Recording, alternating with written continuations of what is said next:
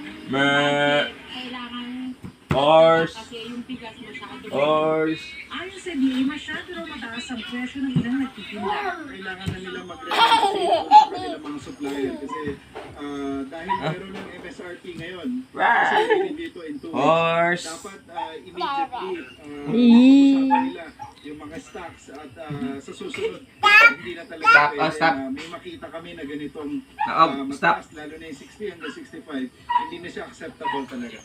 Cut na? Story ng Department of Agriculture, umaabot din hanggang 60 Cut na? pesos ang kada kilo ng imported bigas sa ilang mga retailers sa Pasay Public Market at sa Guadalupe Market. Pero bibigyan na. pagkakataon ng mga punta. retailers Sige na. ang kanilang presyo. Sa ngayon, hindi pa muna pananagutin ang mga lumagpas sa MSRP ang presyo.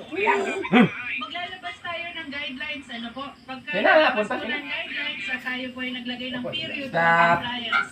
Tayo. Napunta. Karoon lang. Stop na po. Wala po siya po na.